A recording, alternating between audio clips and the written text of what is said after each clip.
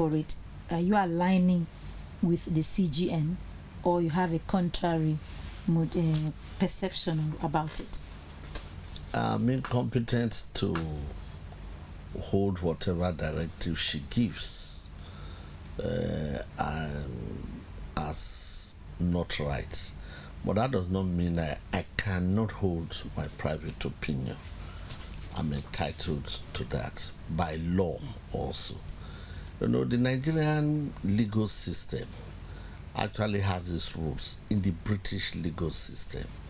And the British legal system, has a segregated system. If you are trained as a lawyer, you can practice either as a solicitor or as a barrister. Barristers are the people that are going to advocacy in the court, represent various parties. But solicitors, their work is more documentary, consultancy. They write letters, they write transfer deeds, memos, and other things. But in the early days in Britain, they could also represent you in the lower courts, the one we call the courts of inferior records or inferior courts of records. But the superior courts of records, like the High Court, Appeal Court, and then the Apex Court, they couldn't really represent. That was the distinction. So you always have to choose whether you want to be a solicitor or you want to be a barrister. But in the Nigerian system, it is fused. When you are trained both as a barrister and as a solicitor. So you can do both. That is why you can advocate in court, stand for people in court. You can also prepare documents and all that. And that's the way we are trained, and that's the way we practice. You see, ordinarily, actually, the title barrister is not supposed to be used if you look at the British system, but it is Esquire, ESQUIRE, but often abbreviated ESQ. When ESQ is added, you know that person is a lawyer. Although in the early days, anybody who deemed himself a gentleman could add ESQ, because if you look at the root of ESQ, who was a square, that is SQUIRE. Anybody was a gentleman, and particularly the nobility, they were called squares. And a lawyer is deemed a gentleman. That is why that Esquire is added to his or her name. So that is the roots of it. But the CGN, by the powers conferred on her, can issue what we call practice directives. That is how lawyers can conduct themselves or should conduct themselves. And then also how courts should operate. She has the powers to issue, practice directives. So in this case, since she has chosen that prefix should not be used, I don't think there should be too much quarrel about it, because it's not the prefix that is the substance or the quality of your person as a lawyer or your work as a lawyer. It is the delivery, it is the performance, it is the knowledge, it is the quality of your outputs that actually defines. Even if you are not called a barrister, the Esquire is not added to your name, and you go to court and you do justice to the case and you advocate properly, I think you are in order. Okay, so I wanted to come to just quickly answer it. I wanted to ask if the hood actually makes the monk. You've already taken care of it. That is not by the prefix. That is the quality of the personality, and what the person is contributing to the legal profession in Nigeria. But on the flip side, Nigerians are worried at this time around when there are so many issues, bordering the judiciary in Nigeria. Nigerians seem to that confidence in the judiciary is eroding, and the judiciary is not trying as much as possible to improve on their name, so to say. That why is it now, is that barrister prefix and esquire, is it what Nigerians want at this point in time when we have election coming and people are beaming their lights on daily basis on the judiciary? So what's your take on that? Looking at prefix, is that what the judiciary, the CJN, that's what the Nigerians are asking? Is that what should be headlines at a point in time when Nigerians are looking up to the judiciary to redeem their image? If I'm worried as much as you are, and as many people are, whether this is a priority, particularly at this time in the nation's history, whether somebody is called a barrister or is not called a barrister is the issue. Because we can also say, let's look at it, people are called doctors. Should they drop the title? Doctors. People are called architects, also. Engineers, so even nurses now are called nurse, so. I don't know whether you've come across that. They add the prefix is for the purpose of identity. To identify somebody. And you even see bricklayers now calling themselves engineers. Builders so calling themselves engineers. I don't know where that came from. Then you have professors calling professors. So I don't the legal profession is somehow a profession of obedience.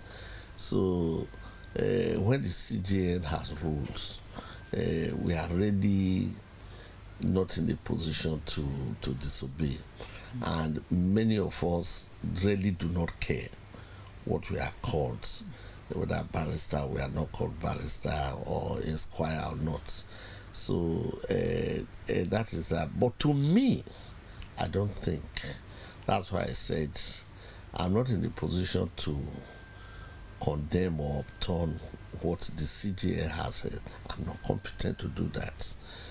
But that does not mean that I do not have my own opinion, to which I'm entitled by the Constitution, so and by law.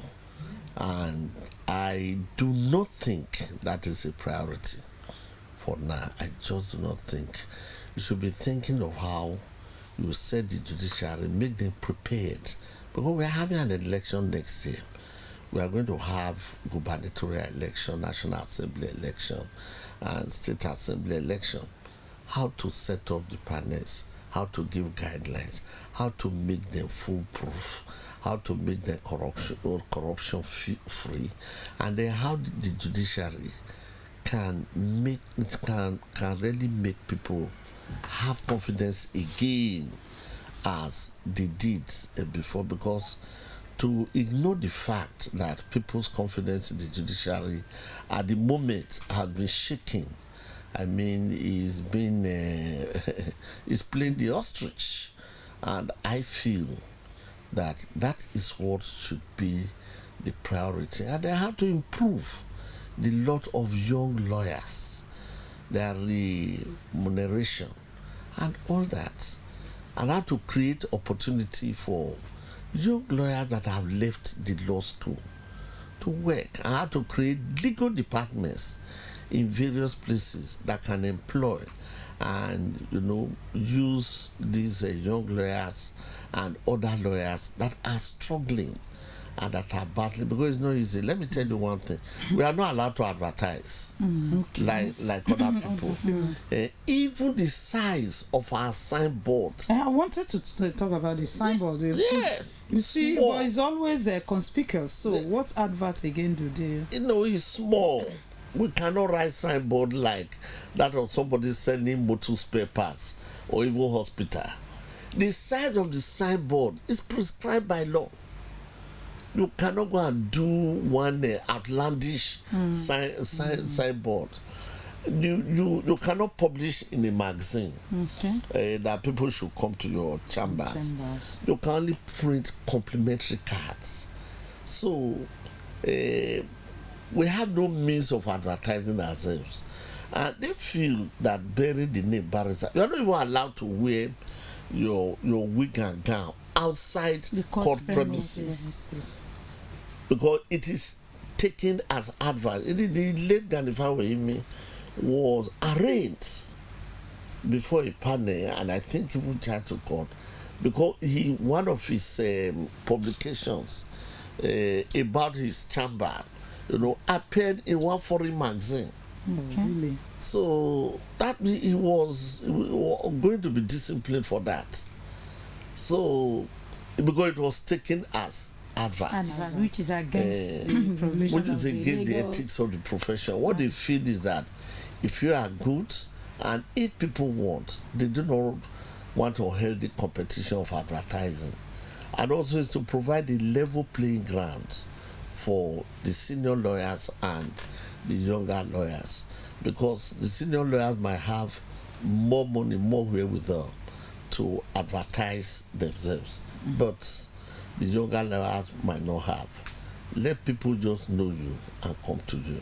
You have complimentary card. You are allowed to give your complimentary card to somebody, and really nothing more than that. All right, let me stay with you. You're talking about, like my colleague was talking, there are other issues, pressing issues that needs to be looked up. Now, I would ask you, what is the most challenging thing with the judiciary in this country, and to what extent is it affecting this arm of government?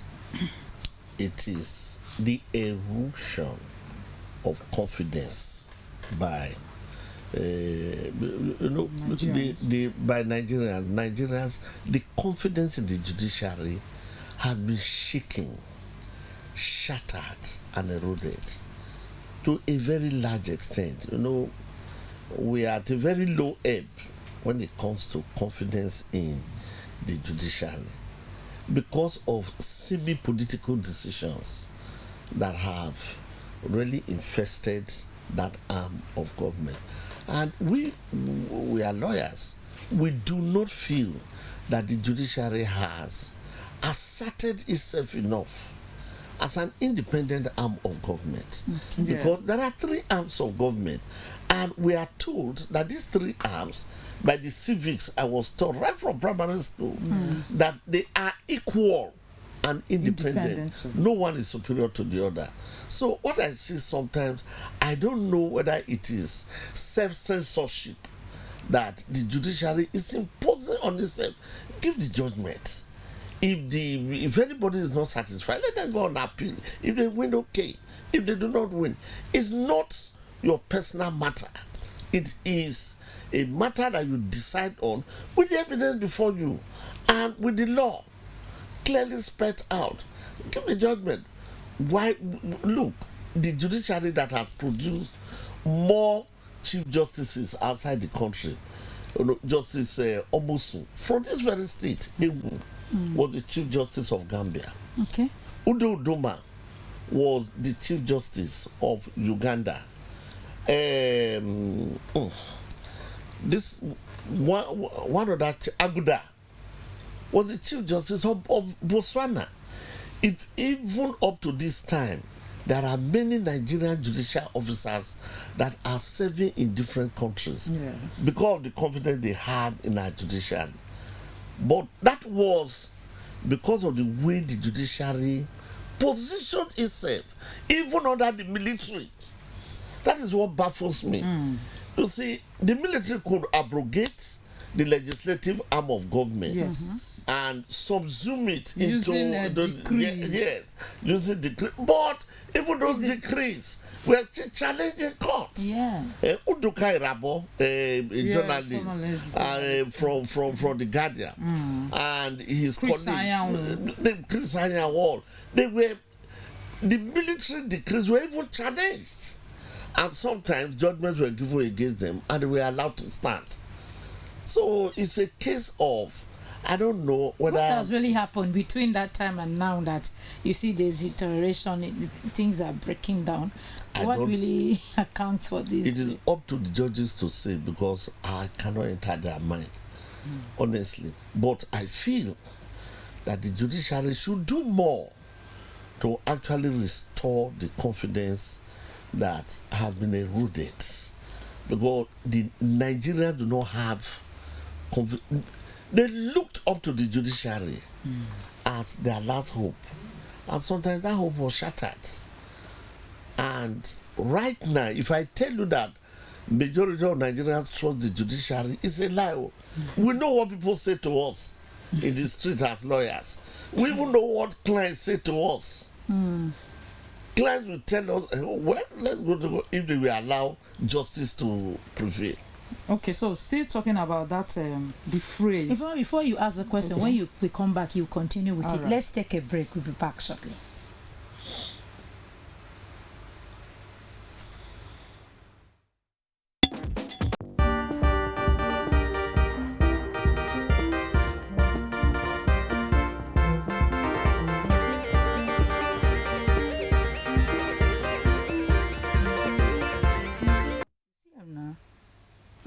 Okay, so I wanted to All ask right. the Okay, question. yes. That talking about that phrase, judiciary is the last hope of the common man. So you begin to see some Nigerians, expressing worries concerning some of these judges, accepting gifts as much as houses and properties.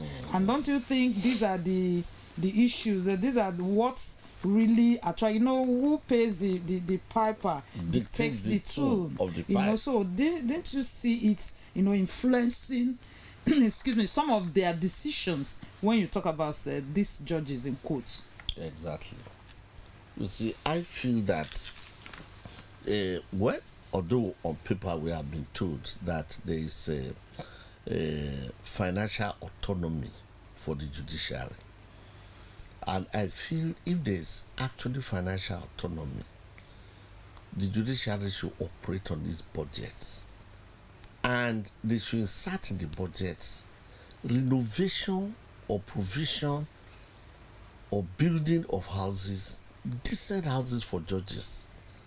I am a believer in the comfort of judges, because you have to make a judge so comfortable that corruption will not be attractive to him or her, because these are people that can decide whether somebody will live or die. I mean, there is a great response. That's why we call them my lords, and that my lord is not for joke. They actually stand in the position of gods on earth, so I believe that we should make them as comfortable and distance them completely from the society. The executive building houses for judges and equipping, I don't believe that should be. The judiciary should be able to do that for itself if they actually have financial autonomy, because those things can, water down. Supposing the government official, governor, a minister who does that under the executive budget, they have a serious matter in your court. So that is the issue. Okay. So we should look at that, because we are all human beings. Okay, so Midweek Connect is a weekly program where we bring to our viewers the some of topical issues, and this is a germane issue that just is significant in the judiciary. So that's why we always play our jingle to remind and refresh and reawaken your consciousness that this program is there for you to watch.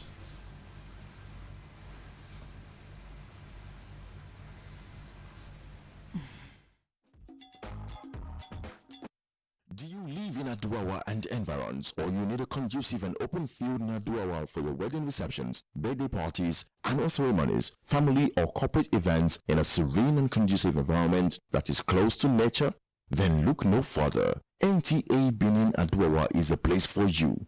NTA Benin Aduawa has a large field for all your events and ceremonies. Also, at NTA Corporate Headquarters, TV Road, we have a state-of-the-art, fully air-conditioned, ultra-modern hall for all kinds of indoor events with a standby generating set, therefore ensuring uninterrupted power supply.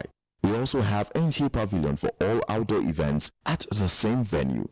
Guess what? Our prices are affordable, locations are easily accessible, venues conducive and highly secured. Our outside broadcast van is available 24 hours and can broadcast your events live. And above all, you can air your events on our award-winning program like Events and Style. And any booking on the field or hall gets a bonus of free news coverage. Wow! What are you waiting for? Grab this opportunity and have your celebration in a grand style. For inquiries and bookings, please call NTA Benin, the award-winning station.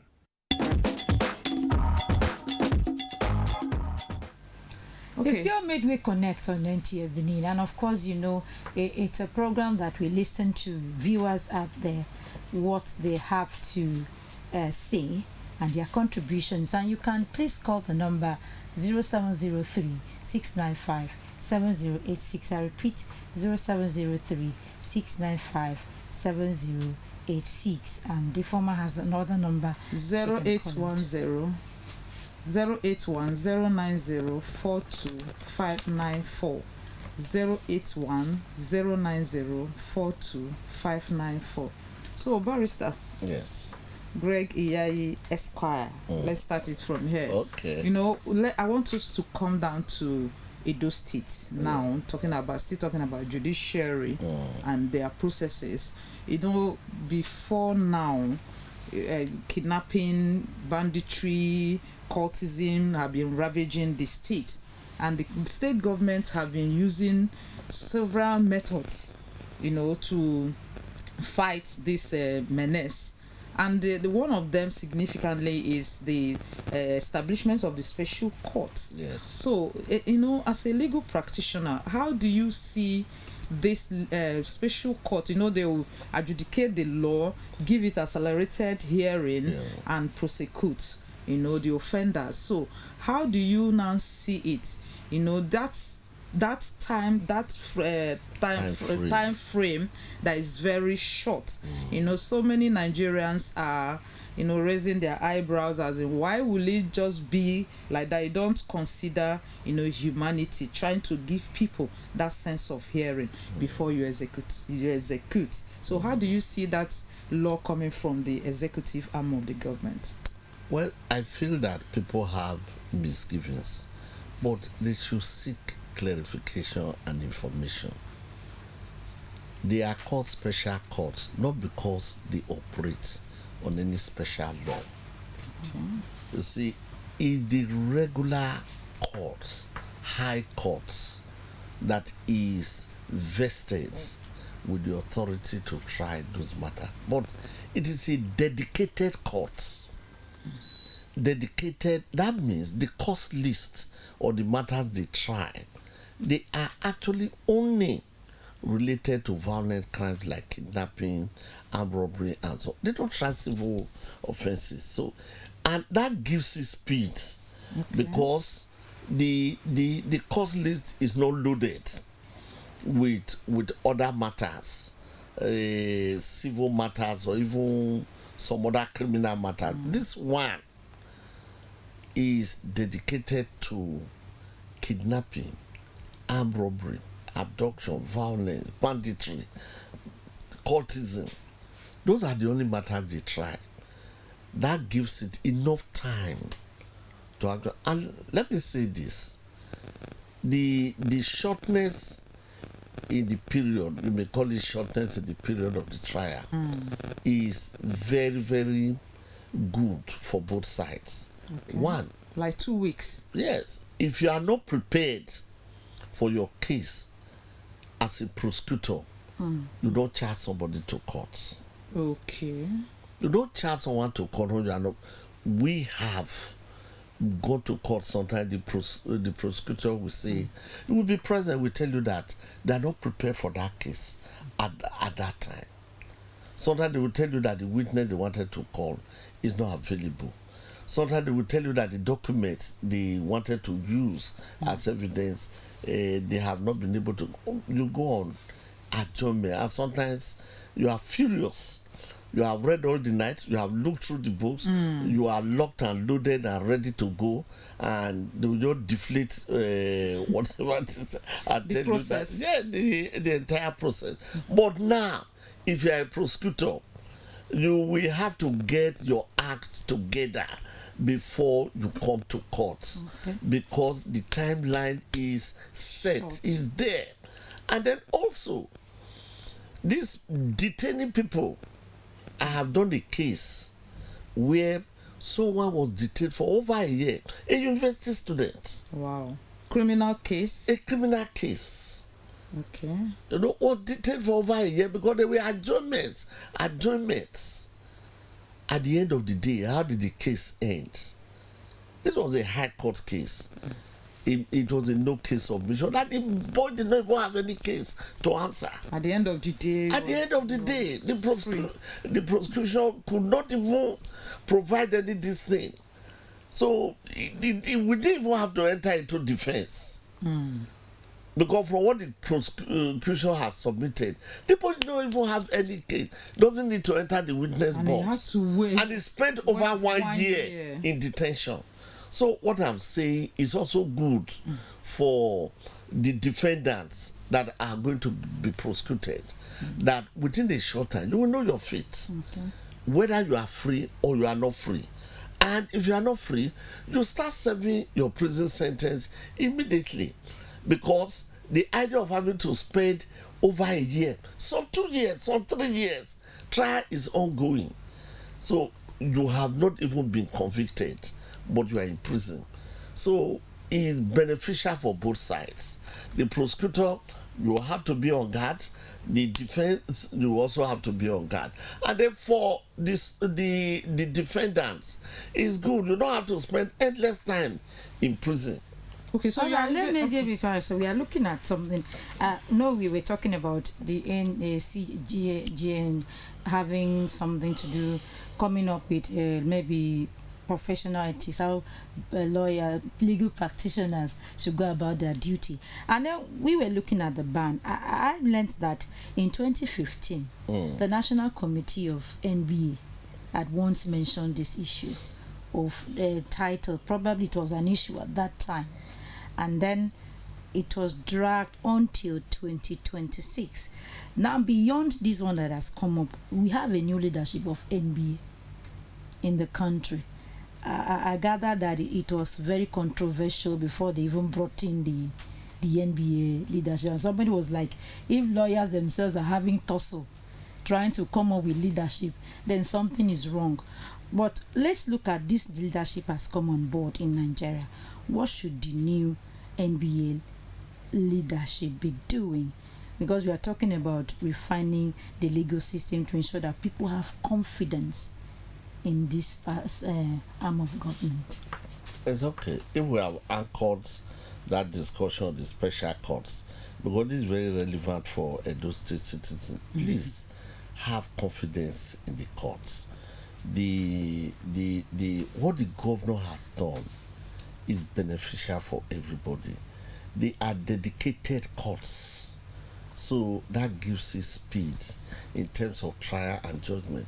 And then there's one other thing. I think his nomenclature, Barrister Yayi, I think his nomenclature the special court Yeah. that is really raising the dust. Yeah, People will now begin to say special court, special court. So you're not trying to say it's still the same court. Is I think it's just the nomenclature. The judge that is there is a serving high court judge. So it's not as if So it's not like, don't compare it with all those military tribunals and the other. This is the only thing is that the matters it deals with are restricted. And that's not the first time in Nigeria you have courts. The present Federal High Court was once a revenue court dealing with only revenue as it pertains to federal government.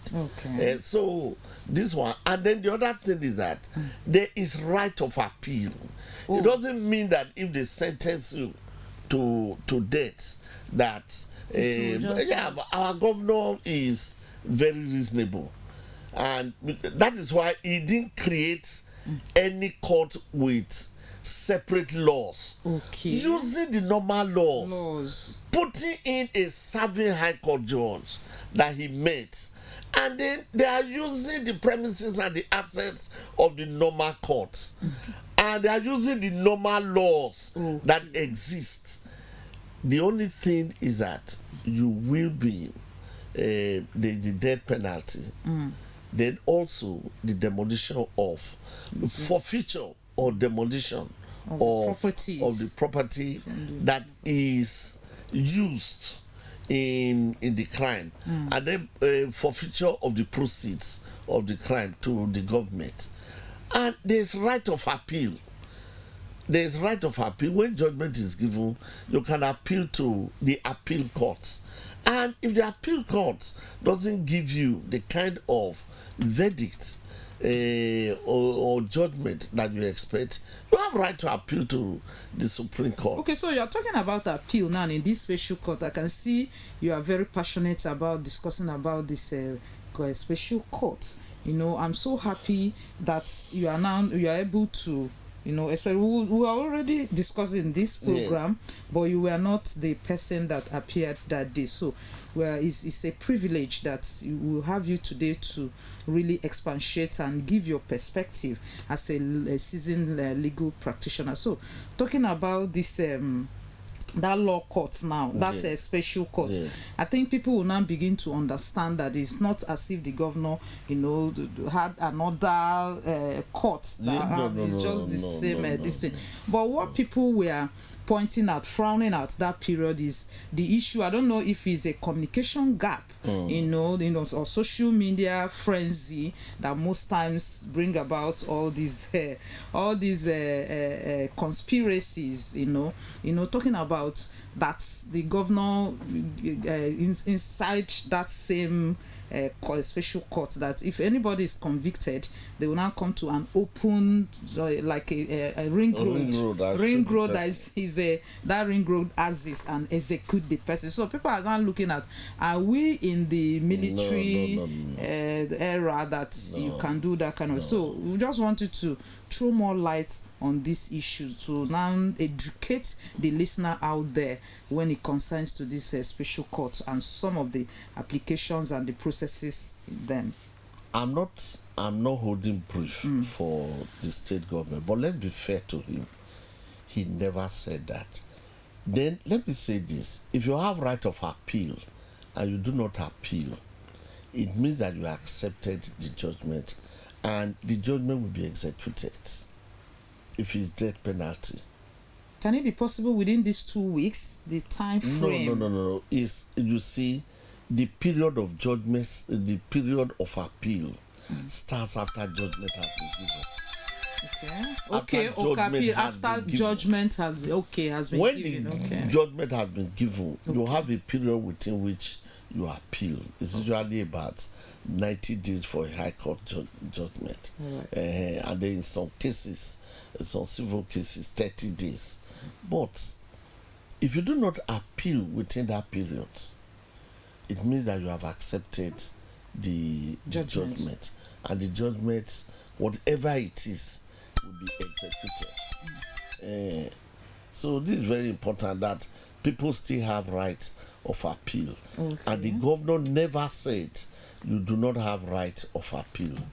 and he didn't see. I think they misunderstood him. Yes. And I feel that his media team should have done some more clarification on it.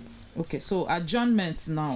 Talking about adjournment, we're still discussing generally on judiciary. Yes. You talked about earlier about adjournment of cases. You see a case that you handled for 1 year, because of that adjournment, shifting of hearing and application, submission of applications. So how do you see it, being a thing of the past in judiciary, that adjournment? Let me say this.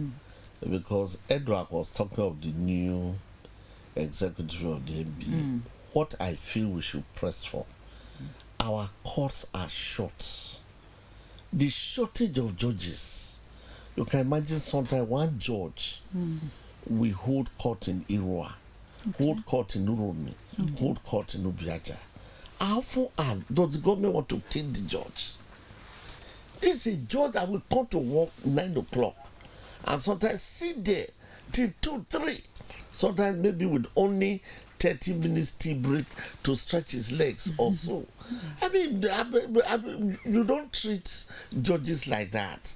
So there are many people that they should employ more judges, more magistrates, more customary court judges. There are people who are qualified, who are locked and loaded. They have the wherewithal, they have the intellectual capacity, they have the knowledge, they have the experience, who can handle these jobs.